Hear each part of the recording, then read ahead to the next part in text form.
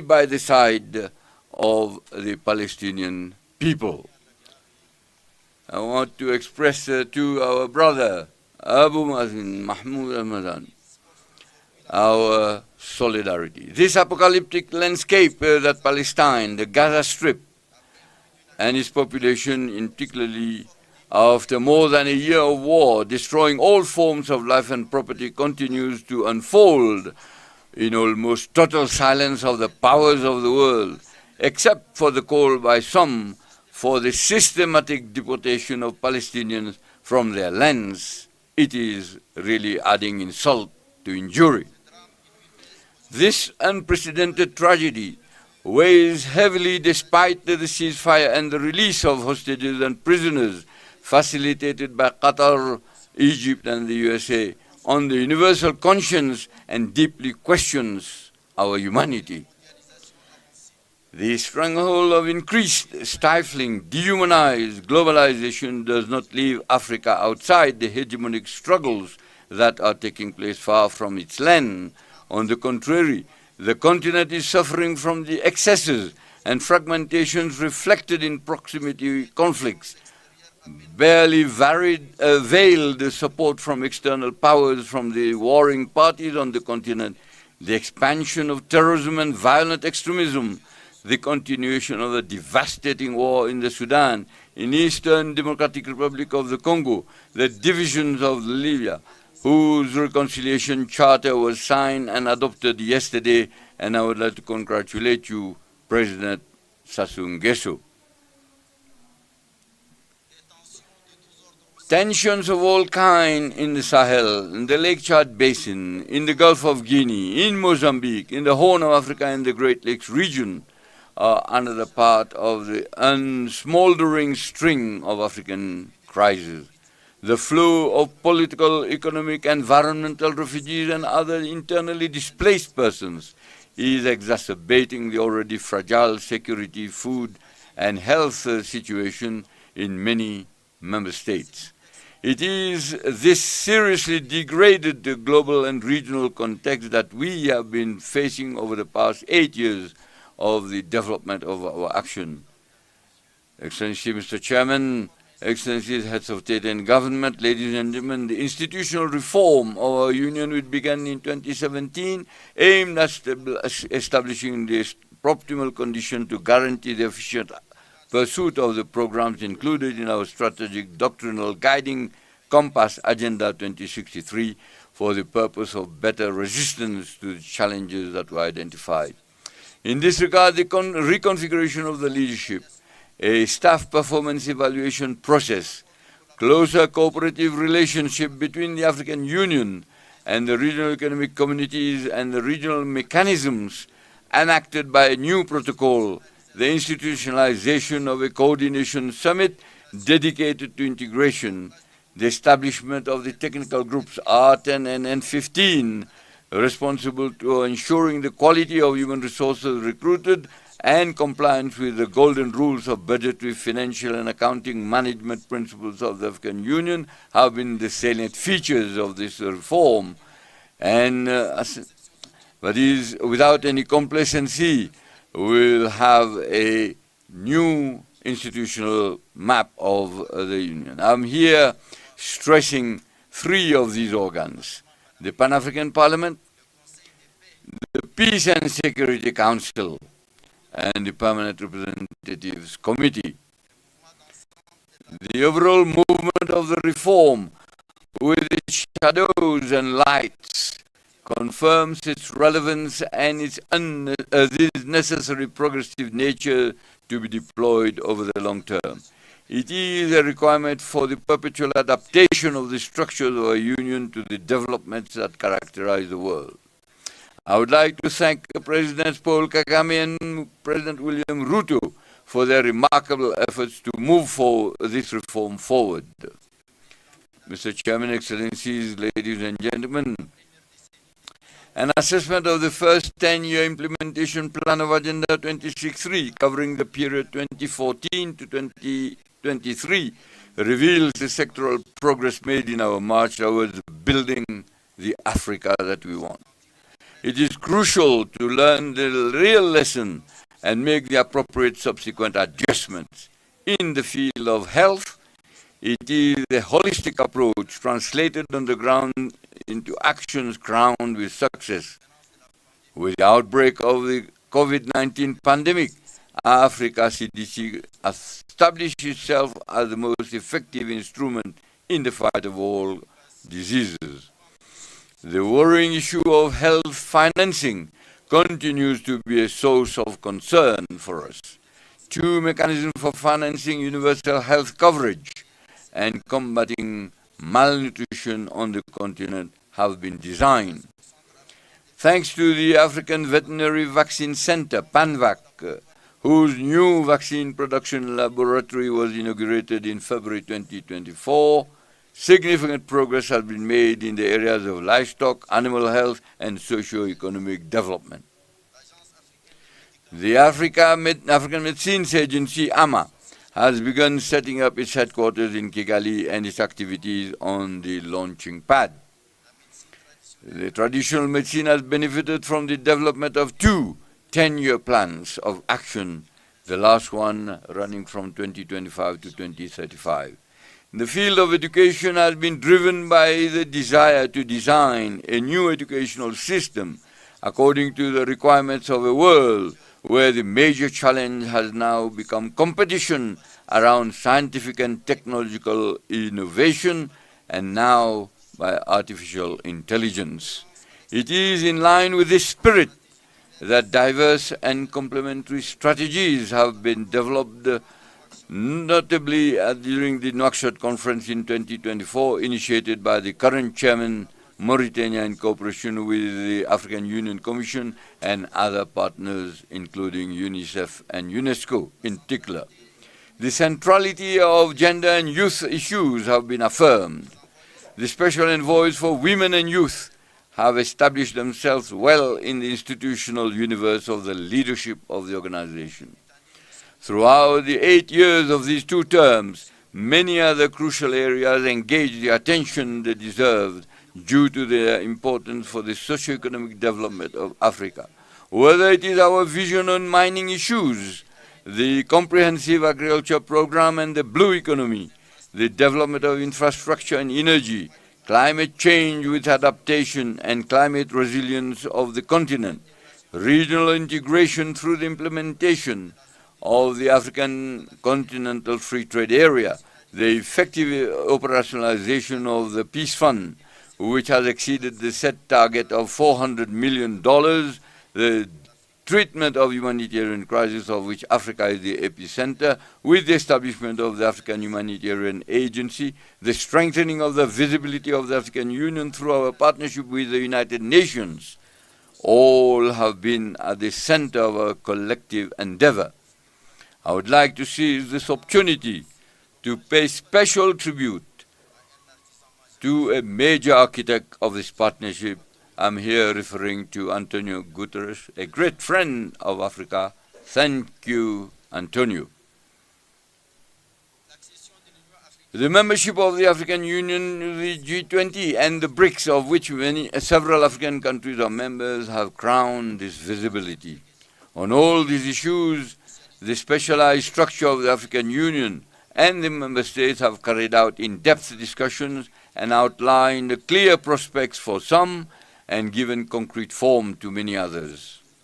Mr. Chairman, Excellencies, ladies and gentlemen, a few months ago I sent to Your Excellencies a letter relating to some urgent issues at the heart of the future of our Union and its capacity to attain as best as possible our objectives. I'm here thinking first of the Peace and Security Council, which I mentioned earlier on, and its role should be carried out on the basis of texts that govern its function, its operation, from which it draws the strength and legitimacy to design, supervise the pressing issues of our collective security, and impose, if necessary, the required sanctions. It is very regrettable that its decisions are sometimes contrary to our own principles, and when they are not, often remain dead letters. The decision of this central continental organ cannot be considered in a casual manner, nor by bias the concept and practice of these regional economic communities in the name of the hackneyed principle of subsidiarity interpreted in a self-interest and partisan manner. The mentioning of the PSC brings forth the issue of unconstitutional changes of government. In this regard, I mention in the said letter that we have only two options henceforth: either abandon the principles that currently govern this issue or apply them seriously, notwithstanding the fact that we can revise them, adapt them to the new realities. I think for our own credibility, we should continue to establish these principles like a litany while trampling on them and accepting their flagrant and constant violation. There is nothing that eats more into our credibility than such an attitude, which has recently led to a real distrust in the rules and principles and weakened integration in part of the continent.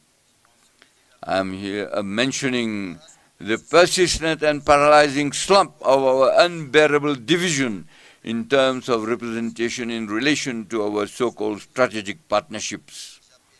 I drew attention, and I draw again attention here, to choose one of the two options that are presented to us and which I presented in clear terms in my letter.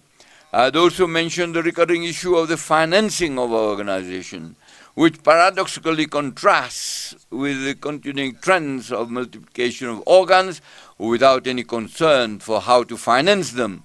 An independent organization and guardian of our freedom and sovereignty cannot be built with the finances and resources by others. I had also raised the depriving reduction of the initiatives of the chairperson of the African Union Commission and called for its harmonization with the legal and customary obligations that are now imposed on him. In short, the sense of my correspondence is very simple and maybe brutal. It is the question of placing our organization worthily or not before a terrible combination of factors of complexity. These are all the problems that you are facing today that I wanted to raise very modestly in my letter. Are we finally going to open our eyes to the fate of our organization, or are we continue to let it lament and moan? Excellency Mr. Chairman, Excellencies, ladies and gentlemen, it is a commonplace truth today to affirm that the concepts and legal instruments serving as a framework of analyzing the dynamics of contemporary international politics are outdated. They have lost their both structuring and explanatory virtue of current global phenomena. Such an observation explains why the debates today focus on the modalities for the advent of a new global economic and political governance. Africa cannot remain silent and in activities.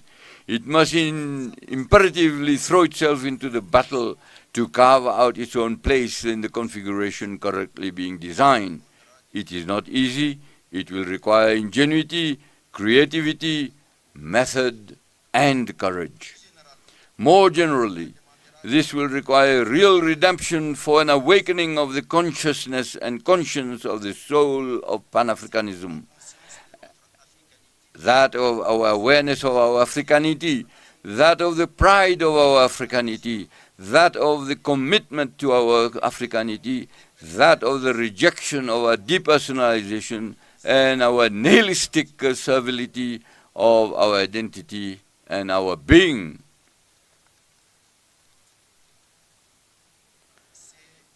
This is what African youth are calling for us to do.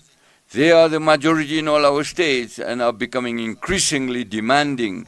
Their voices are resonating louder and louder thanks to the new forms of communication that amplify all expressions. African youth are constantly challenging us and putting us on trial for being out of step with their aspirations, which are that of an Africa that is open to itself, united, sovereign in its policies and choices, standing and interdependent. This solidarity has always been our lifeline in the fight against colonialism and apartheid and the completion of our independence. We have just paid tribute to the memory of a great combatant, Sam Nujoma. This should bring something and click something in our minds. Our solidarity should galvanize our consciences, our wills and our intelligence to lead us to a more promising common destiny.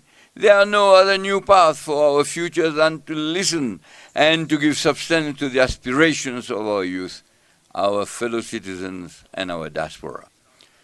Mr. Chairman, Excellencies, ladies and gentlemen, I am leaving my office definitively in a few days.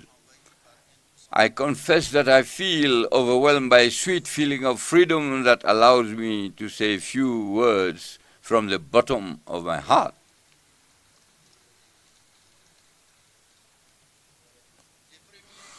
The first is a word of deep gratitude to Your Excellencies for the trust that you have placed in me by electing me for 2 successive terms as the chairperson of the African Union Commission. You must rest assured that I have measured and I continue to measure all the dimensions of this trust and the heavy weight of subsequent gratitude and acknowledgement. The second word concerns the other one and me. In the other one, I'm thinking of our partners, especially those who have offered a sincere friendship and mutually beneficial cooperation. I want to thank them all and express our gratitude. I am also thinking of you present here, those who have left us also for different reasons. You have realized good and great things, and above all, as far as possible, respected a certain ethic and a line of conduct that we have believed to be consistent with our principles. Please accept my full gratitude. The members of the African Union Commission are the men and women that have worked very often in the shadows with diligence, dedication, discipline, and talent. I would like to pay tribute to them, the tribute that they deserve.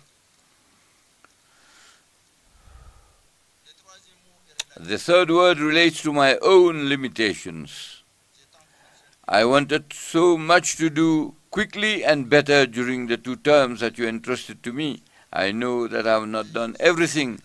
Perhaps I underestimated the burden of the task and the weight of the constraints. I know that I may have made mistakes. I should not say perhaps, but I should say certainly I've made mistakes. Maybe here and there I have weakened and made mistakes and missed opportunities to do better. I would like to apologize and ask forgiveness if my shortcomings have caused any individual or collective harm.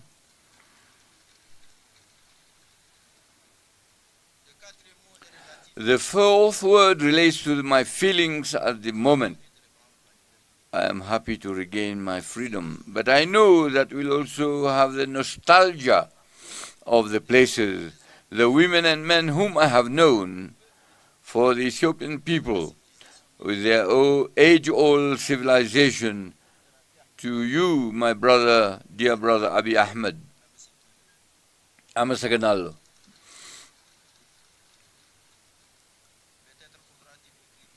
Maybe we'll have time to write the history of all this tangle of feelings and sensations.